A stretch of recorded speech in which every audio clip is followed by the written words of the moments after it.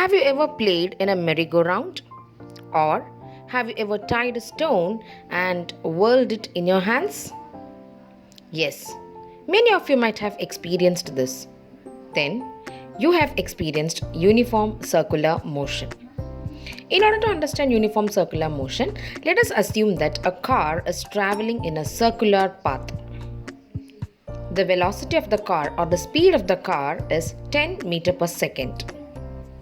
At the second point also, let us assume that the speed of the car is 10 meter per second. And at every point in the circular path, let us assume that the car is traveling with a speed of 10 meter per second. That means for every second, 10 meters is the distance covered by the car. Is the car in uniform motion? Yes, the car is in uniform motion. The car is going in a circular track with a uniform speed.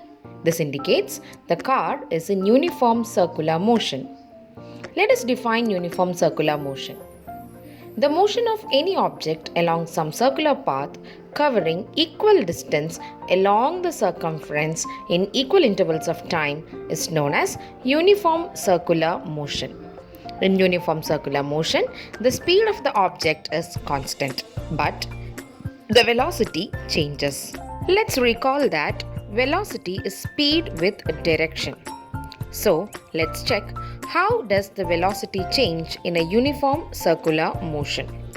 So, assume that you have tied a pebble with a string and you are whirling it or you are circling it in circular motion through your hands. Now, leave the string at this point.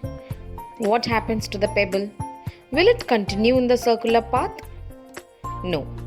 It will move in a direction which is indicated by an arrow mark in the figure given here. Similarly, if you leave the stone at different points of the circular track, you can see that the stone is taking another path and it moves straight from the circular track. That is, it moves tangentially from the circular path. This indicates that direction of the object moving in the circular track is changing at every point. Now, since velocity is a vector quantity, if direction change, then velocity change. And if there is a change in the velocity, it indicates that the object is accelerating. Hence, an object in uniform circular motion is exhibiting accelerated motion. This acceleration is pointed towards the center and it is known as the centripetal acceleration. The direction of the velocity of the object is tangential to its path. That means you will get the direction of the object if you draw a tangent to the point of that path in the circle.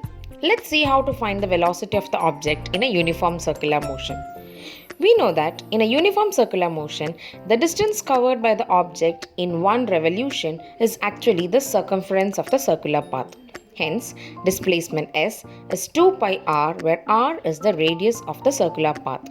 The time taken for the one revolution is t. Then, velocity is displacement by time, which is given by 2 pi r by t. Let's solve a word problem based on uniform circular motion.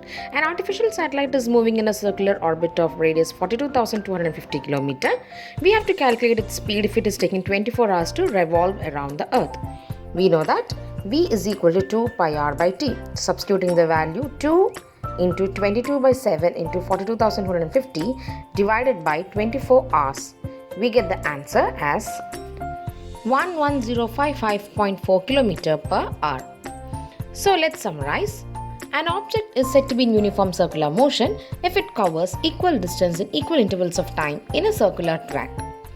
In uniform circular motion, the speed remains constant but the velocity changes constantly. The change in velocity is due to the change in direction. This means that uniform circular motion is an accelerated motion. Hope you have understood the concept of uniform circular motion. Thank you for watching the video.